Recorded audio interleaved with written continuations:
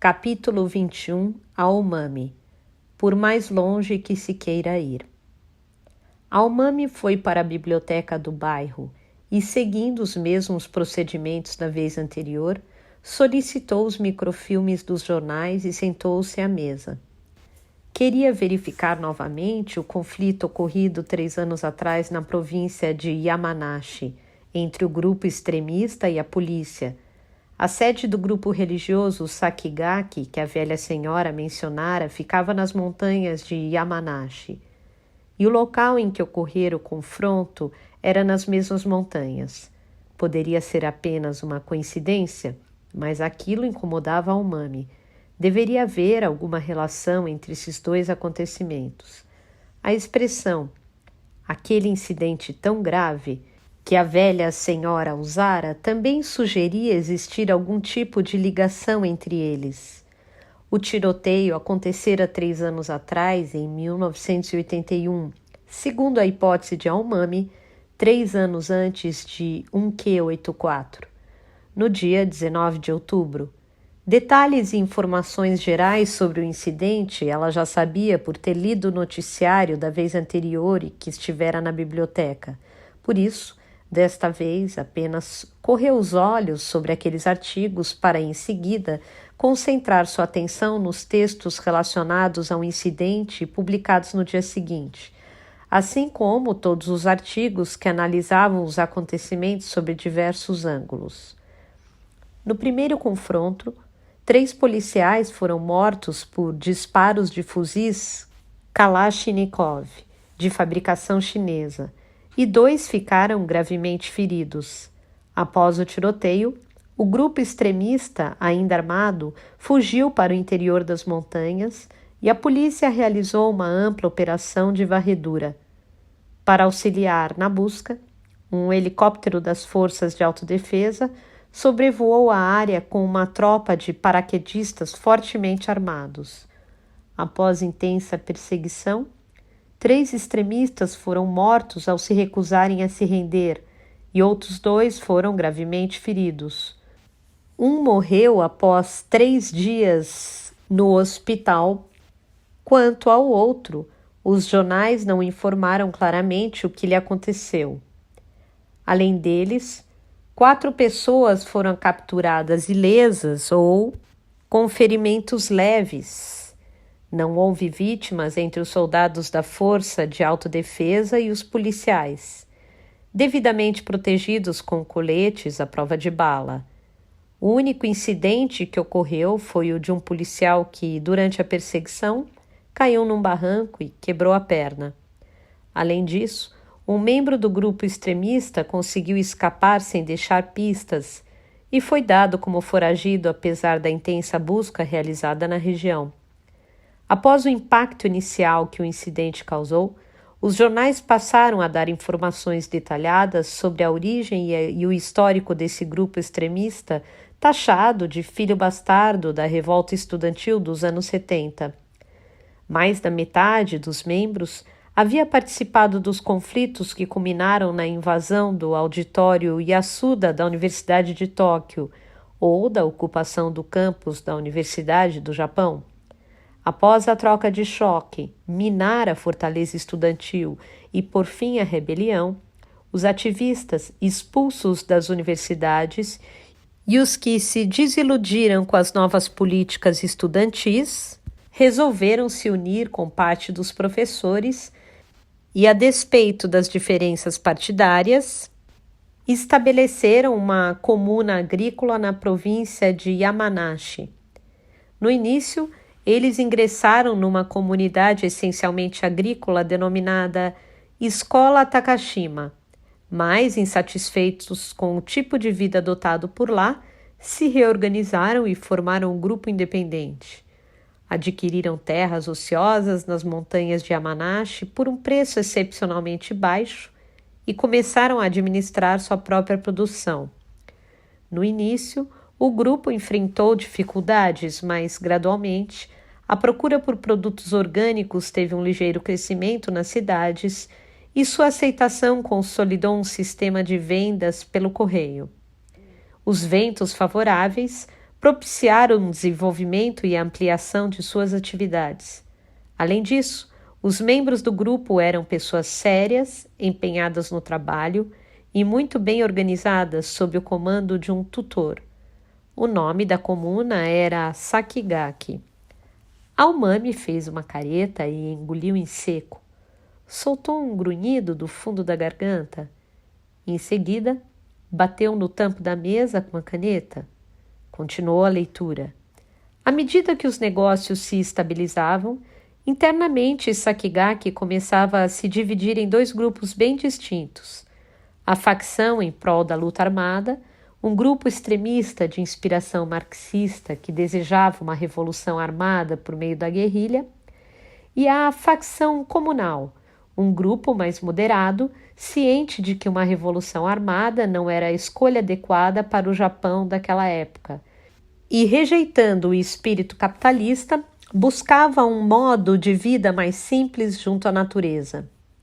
Em 1976, a facção comunal, que constituía a grande maioria entre os adeptos, expulsou de Sakigake a facção da luta armada. Essa expulsão, porém, não se deu com o uso da força.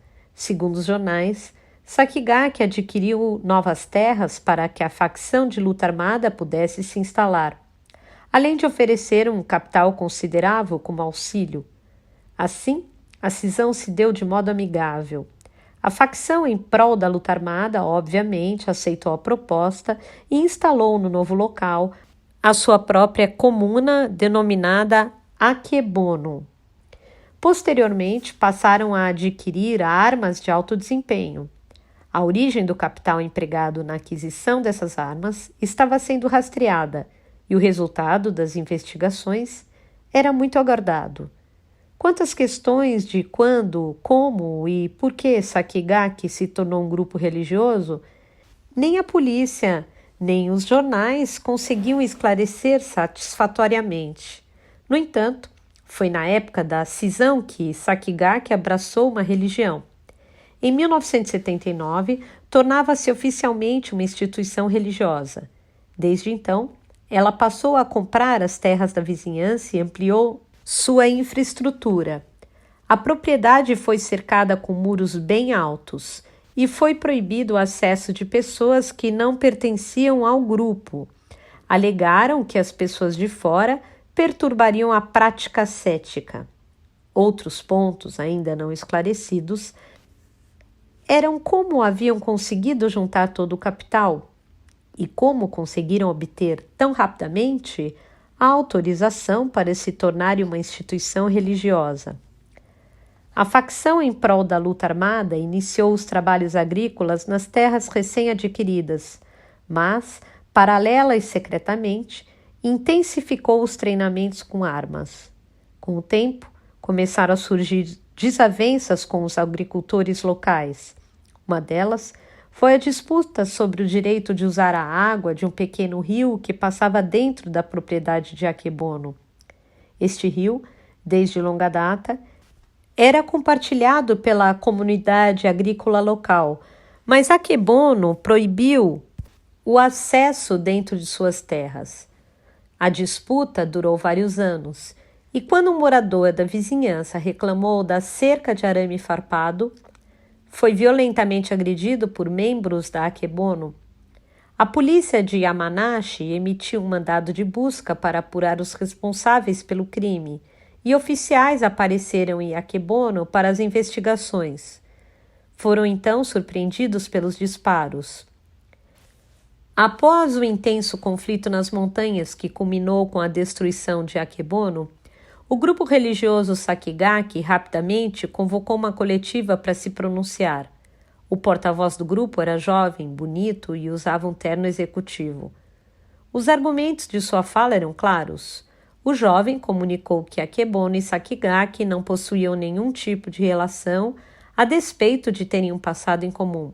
Após a separação, não havia mais nenhum tipo de interação entre eles, a não ser de trabalho. Sakigake era uma comunidade que se empenhava nos processos agrícolas, obedecia à lei e almejava alcançar o mundo espiritual da paz, enquanto os membros de Akebono queriam uma revolução radical. Ao concluírem que não poderiam continuar juntos, optaram por cortar relações de modo pacífico. Após a cisão, Sakigake tornara-se um grupo religioso e oficializara sua situação como instituição religiosa. O porta-voz também anunciou que o incidente era lastimável e apresentou profundas condolências pelos policiais mortos em cumprimento do dever, estendendo os pêsames aos familiares. Enfatizou que o grupo religioso Sakigake não tivera nenhuma participação ou envolvimento no incidente. Como não podiam negar o lamentável fato de que Sakigake fora o berço de Akebono, e como queriam evitar quaisquer mal-entendidos por conta do incidente, estavam de portas abertas para as autoridades locais caso quisessem conduzir algum tipo de investigação. Explicou que Sakigake era um grupo religioso legalmente estabelecido e aberto à sociedade, e que, nesse sentido, não tinha nada a esconder. O porta-voz finalizou o pronunciamento, enfatizando que estavam dispostos a elucidar quaisquer dúvidas e colaborar, na medida do possível, para atender aos anseios das autoridades.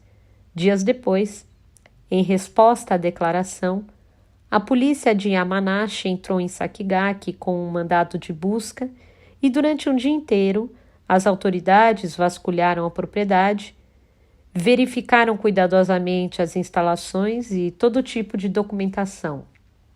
Também interrogaram alguns dirigentes. Suspeitavam que, apesar de publicamente separadas, Sakigake participasse das ações de Akebono por vias indiretas. No entanto, a equipe de investigação não encontrou nenhuma prova que evidenciasse tal suspeita. O que encontraram foram cabanas de madeira para meditação, construídas nas inúmeras trilhas espalhadas em meio a um lindo bosque, como pontinhos de costura, e nesses locais, pessoas com vestimentas bem simples meditavam ou se dedicavam a uma rigorosa prática ascética. Também encontraram outros membros que se dedicavam às atividades agrícolas. As ferramentas e as máquinas pesadas estavam devidamente conservadas e não se encontrou nenhum tipo de arma ou algo que sugerisse a incitação à violência. Tudo estava limpo e organizado. Havia um pequeno refeitório asseado, alojamentos e até uma enfermaria modesta, porém com o mínimo necessário. Na biblioteca de 2 andares, havia muitos livros sobre budismo e escrituras budistas, e os membros eram incentivados a se dedicar à pesquisa e à tradução de obras especializadas. O local parecia mais um campus de uma universidade particular do que propriamente uma instituição religiosa. Os policiais saíram de mão abanando. Dias depois, o grupo convidou repórteres de jornais e TV para conhecerem o local, mas o cenário que encontraram não diferiu muito do que os policiais haviam visto. Ao contrário do habitual esquema de visitas organizadas, a imprensa tinha livre acesso a todos os locais sem acompanhante e podiam colher informações e conversar com qualquer membro para realizar a reportagem. O único acordo que o grupo fez questão de estabelecer, no intuito de proteger a privacidade dos fiéis, foi de a imprensa divulgar somente fotos e imagens aprovadas pela comuna. Alguns dirigentes, vestindo hábitos simples, se reuniram numa ampla sala de reuniões para responder às perguntas e explicar a origem, a doutrina e as diretrizes de sua religião. A linguagem era polida e espontânea. Não havia nenhum tipo de intenção publicitária, tão comum entre os grupos religiosos. Mais do que líderes de uma religião, pareciam funcionários de alto escalão de uma empresa de marketing, acostumados a fazer apresentações em público. A única diferença era a vestimenta. Pareciam funcionários de alto escalão de uma empresa de marketing, acostumados a fazer apresentações em público. A única diferença era a vestimenta. Explicaram que o grupo não possuía uma doutrina claramente definida e que não necessitava de um manual de códigos religiosos. Desenvolviam pesquisas sobre os princípios do budismo praticado nos primórdios e adotavam várias práticas religiosas daquele tempo. Seu objetivo era despertar a espiritualidade por meio dessas práticas, indo além do conhecimento literal das escrituras. O despertar espiritual de cada indivíduo constituía gradativamente a doutrina coletiva. Segundo eles, a doutrina não garantia esse despertar. Eles alegavam que o importante era que cada um alcançasse a própria espiritualidade para só então estabelecer uma doutrina capaz de expressar espontaneamente o conjunto dessa experiência divina. Essa era a diretriz básica do grupo. Nesse sentido, a proposta deles diferia das demais religiões existentes. Explicaram ainda que parte do capital era proveniente da contribuição voluntária dos fiéis, como ocorre na maioria dos grupos religiosos. Porém, uma vez que o objetivo era ter uma vida simples e autossuficiente, centrada na agricultura, somente em último caso é que contavam com as doações. Almejavam alcançar a paz espiritual, vivendo com o mínimo necessário, através da purificação do corpo e do aperfeiçoamento da mente. As pessoas que os procuravam eram aquelas que sentiam um vazio existencial e, desgostosas de viver neste mundo materialista e competitivo, buscavam um modo alternativo de vida que lhes proporcionasse uma intensa vivência espiritual. Muitas possuíam um nível de escolaridade alto, formação profissional qualificada e nível social elevado. O grupo queria deixar claro que a proposta deles diferia e muito das defendidas pelas novas religiões. Sakigake não se enquadrava nesses grupos religiosos do tipo fast food, cujo objetivo era promover a misericórdia em massa e assim solucionar levianamente os sofrimentos deste mundo. O grupo, obviamente, achava importante ajudar os fracos, mas a proposta de Sakigake era auxiliar os que possuíam uma alta conscientização de querer ajudar a si próprios. Em outras palavras, era um local adequado para uma pós-graduação religiosa. Outra explicação dada foi que, a partir de certo momento, Sakigake e Akebono passaram a ter opiniões bem distintas quanto à administração, e durante um período houve inclusive desavenças graves. Após várias conversas, optou-se pela separação amistosa, de modo que cada um seguisse o seu caminho. Akebono também lutava por seus ideais com sinceridade e devoção, mas infelizmente ocorrera aquele desastre que se poderia considerar uma verdadeira tragédia. As principais causas disso, segundo Sakigake, eram o fato de Akebono ter sido excessivamente dogmática e perder o ponto de contato com a sociedade, razão que justificou, após o incidente, Sakigake ter adotado uma postura ainda mais rigorosa com a autodisciplina e, ao mesmo tempo, reconsiderar a importância de manter as janelas abertas para o mundo. Os problemas não podiam ser resolvidos pela violência. O que Sakigake quis deixar bem claro aos repórteres é que não tinham o hábito de impor a religião, não aliciavam as pessoas para se tornarem adeptas e tampouco criticavam as demais religiões. A proposta de Sakigake era apenas proporcionar um ambiente comunitário adequado e efetivo para os que buscavam despertar da espiritualidade. A maioria dos repórteres deixou Sakigake com uma ótima impressão. Os fiéis, tanto homens quanto mulheres, eram todos esbeltos, relativamente jovens, apesar de haver um ou outro com idade mais avançada. E seus olhos eram belos e límpidos. A linguagem era cordial e todos eram muito educados. Os fiéis normalmente não eram de falar muito sobre o passado, mas a maioria, com certeza, possuía um alto nível de escolaridade. A refeição servida aos repórteres disseram que era quase igual ao que se costumava servir aos fiéis. Era simples, mas os ingredientes eram todos frescos, cultivados em suas próprias lavouras, e a comida foi considerada saborosa. Diante dessas constatações, a imprensa, em sua grande maioria, concluiu que o grupo revolucionário que se mudara para Akebono era como uma espécie de prole revoltada que, cedo ou tarde, acabaria de qualquer forma por abandonar Sakigake, cujo objetivo era alcançar valores notadamente espirituais.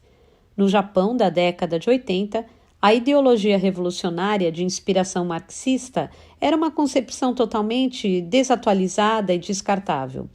Aqueles jovens que nos anos 70 defendiam uma política mais radical, hoje trabalhavam em diversos setores e lutavam acirradamente para se manter na vanguarda desse campo de batalha chamado economia, ou optaram por manter os valores individuais distantes da tumultuada e competitiva sociedade moderna.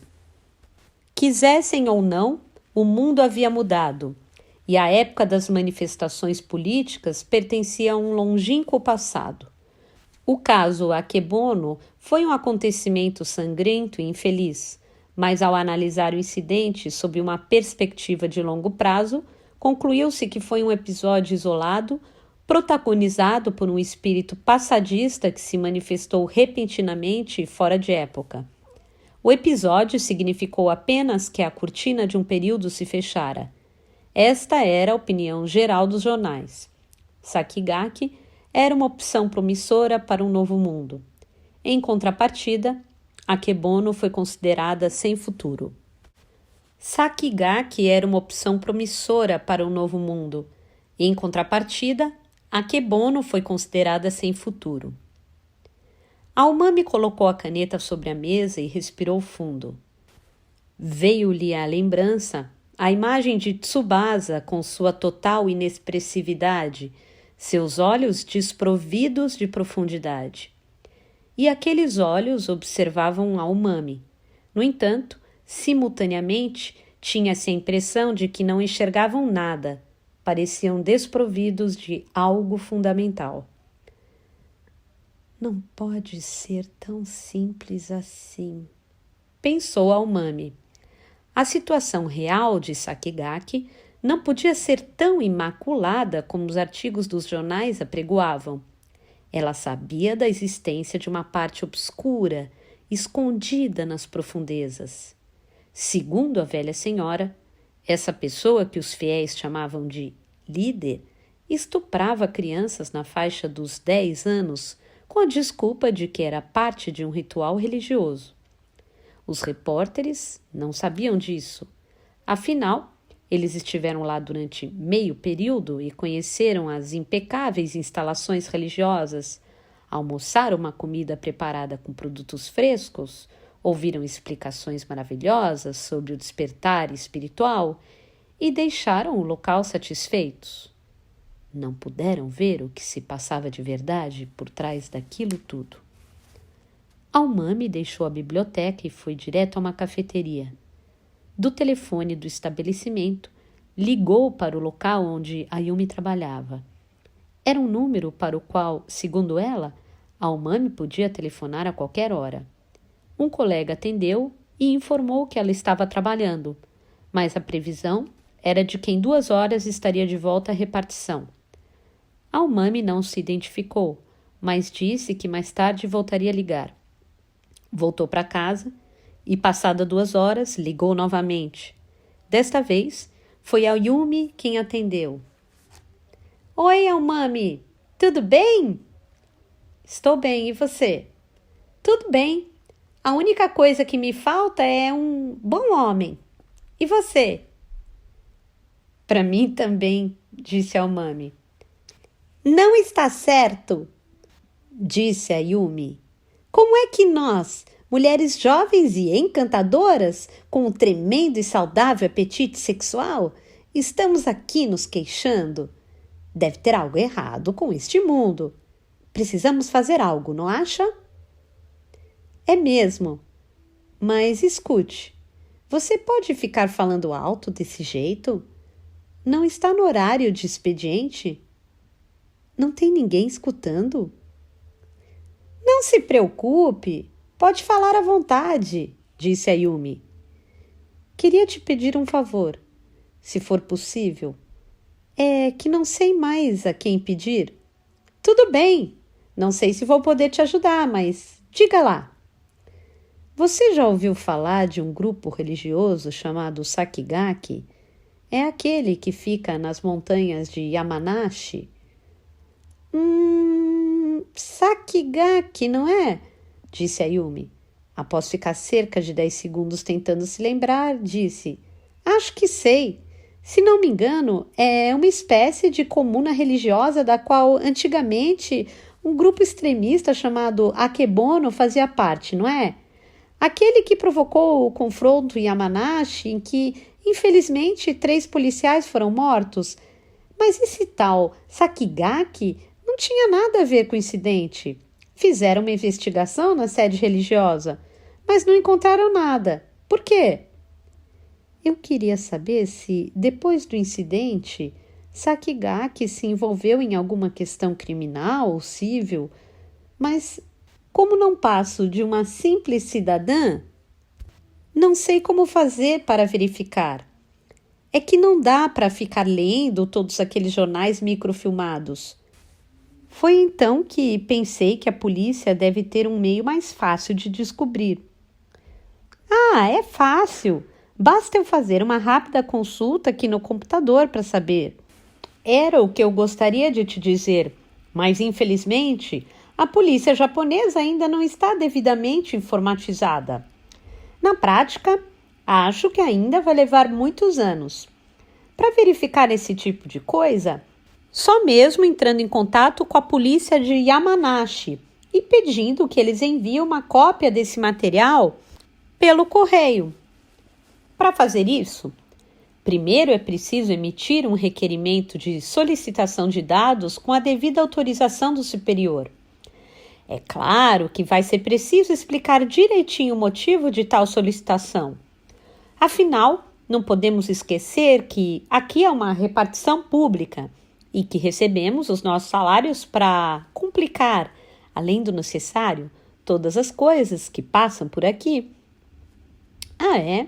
Disse Almami e suspirou. Então, está fora de cogitação. Mas por que você quer saber disso? Alguém que você conhece está envolvido com Sakigake? Almami hesitou, mas resolveu falar a verdade. É quase isso. Tem a ver com estupro. Por enquanto não tenho detalhes, mas trata-se de estupro de crianças. É que ouvi dizer que vem acontecendo de modo sistemático lá dentro uma prática que está sendo camuflada pela religião. Pelo fone de ouvido, Almami conseguia imaginar a Yumi franzindo as sobrancelhas. Estupro de crianças? Isso é inadmissível. Realmente inadmissível, concordou Almami. Quantos anos tem a criança? 10 anos, talvez menos. São meninas que ainda não menstruaram. A Yumi ficou um bom tempo em silêncio. Mantendo a voz de sempre, disse: Entendi.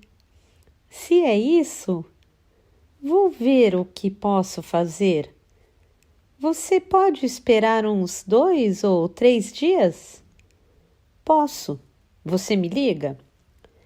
Depois de tratarem do assunto, passaram um tempo conversando sobre questões triviais e por fim a Yumi disse: Bem, preciso voltar ao trabalho. Ao desligar, Almami ficou um momento sentada na poltrona de leitura ao lado da janela, olhando sua mão direita. Seus dedos eram longos e suas unhas curtas e bem cuidadas. Ela não usava esmalte. Enquanto observava a mão, foi tomada de um intenso sentimento de quão efêmera e arriscada era a sua existência. Então se deu conta de que nem o formato de suas unhas tinha sido ela que escolhera. Fora escolhido aleatoriamente por alguém, e a única coisa que ela fizera foi acatar a decisão, independentemente de gostar ou não.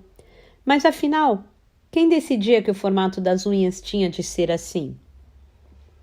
Outro dia, a velha senhora dissera: Seus pais são fiéis, fervorosos das testemunhas de Jeová, e mesmo hoje continuam sendo.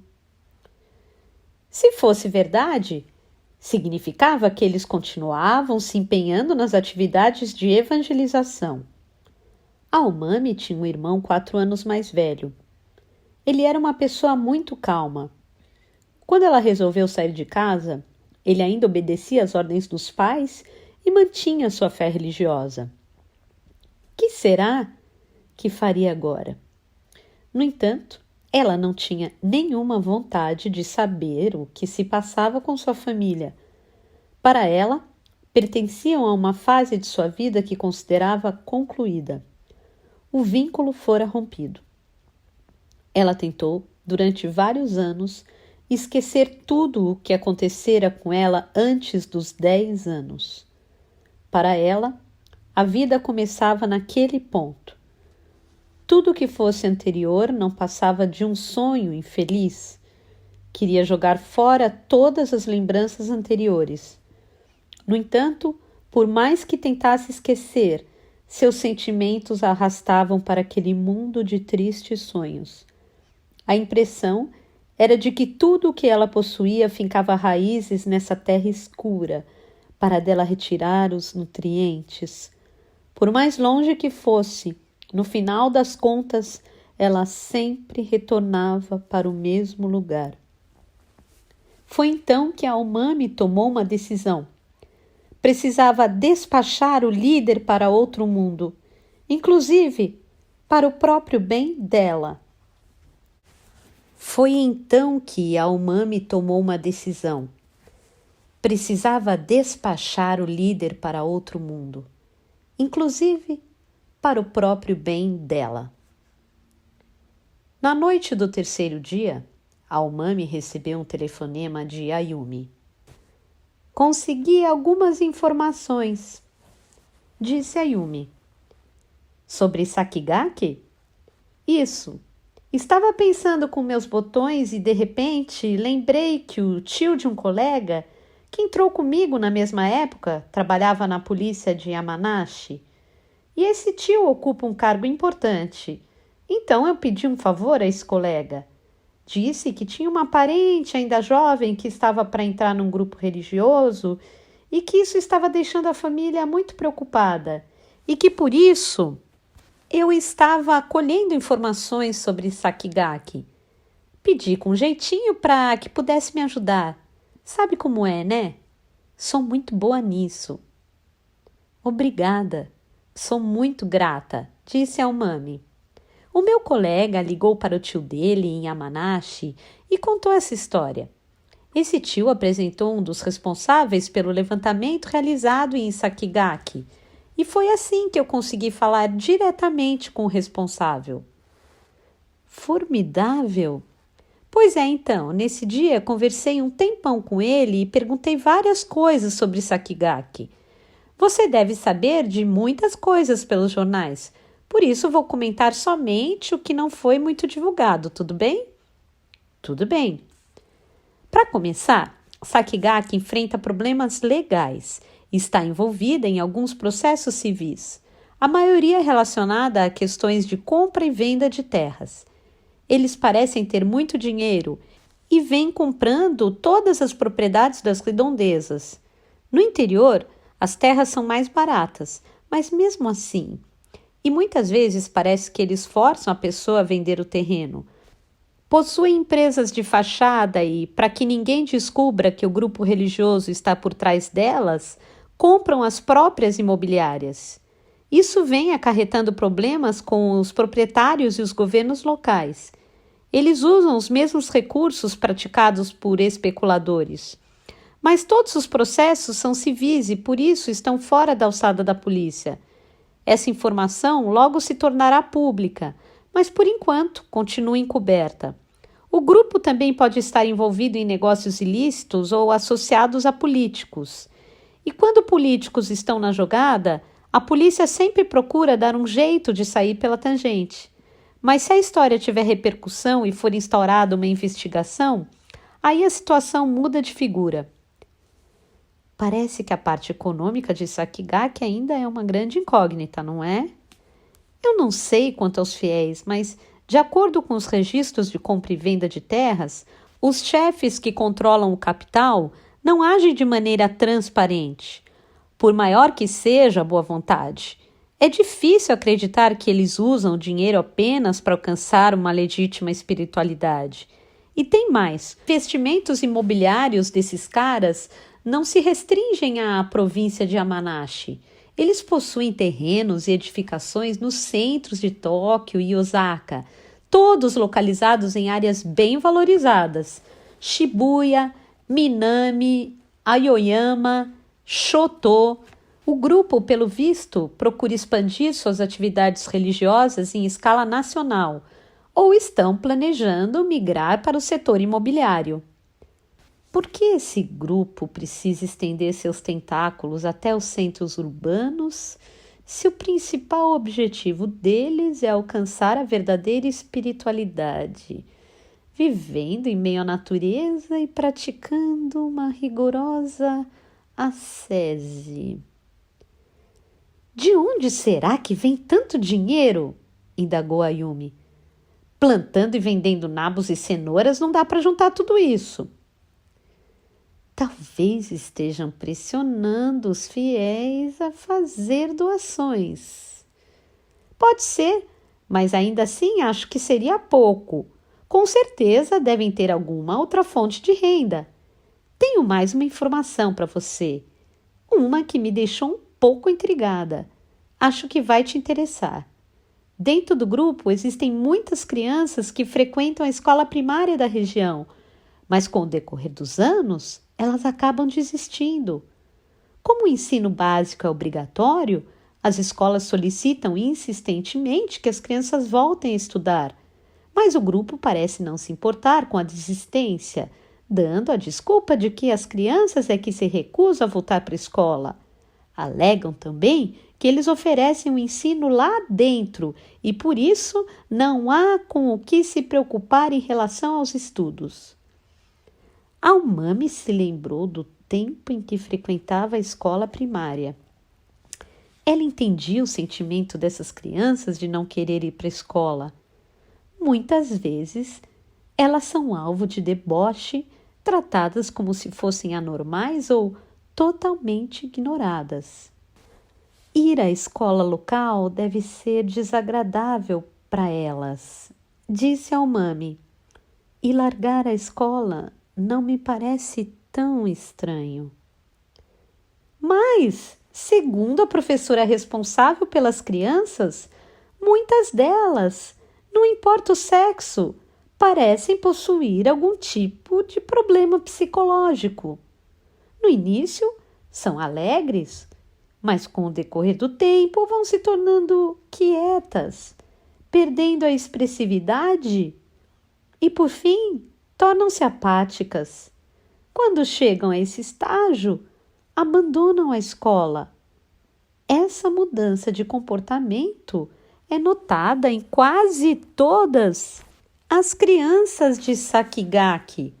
Os professores não sabem o que fazer e ficam preocupados, pois perdem o contato com essas crianças assim que elas passam a viver enfurnadas em Sakigake. E quando tentam saber como elas estão, são barrados na entrada. São os mesmos sintomas apresentados por Tsubasa, pensou Almami. Extrema apatia, inexpressividade e quase total ausência de fala. Você comentou outro dia que acha que as crianças estão sendo maltratadas em Sakigake e de modo sistemático, não é? E que lá também ocorrem estupros. Mas a polícia não tem como agir se uma cidadã comum disser que desconfia disso e não mostrar provas, concorda? É verdade. O Departamento de Polícia é um órgão público extremamente burocrático. Os superiores só estão preocupados com suas próprias carreiras. Existem, obviamente, exceções, mas o objetivo da grande maioria é conquistar promoções. E assim que se aposentar, ser indicado para um cargo em algum órgão afiliado ou ser contratado por alguma empresa privada. É por isso que não querem saber de assuntos complicados, evitando assim ter de colocar a mão no fogo. Esse tipo de gente espera esfriar a pizza antes de comê-la, não acha? Se a vítima se identificar e testemunhar perante o tribunal, a conversa é outra. Mas isso é algo que dificilmente acontece. Isso realmente é difícil, disse ao Mami. De qualquer modo, obrigada. Suas informações foram muito valiosas. Estou te devendo essa. Deixa isso pra lá. Aliás, que tal mais pra frente a gente combinar de sair lá pelos lados de Roppongi? Vamos deixar os problemas de lado? Por mim, tudo bem, disse a Umami. É isso aí, disse a Yumi. Por acaso você gosta de brincar com algemas? Acho que não, respondeu a Umami. Algemas? É. Que pena, disse a Yumi, parecendo realmente desapontada.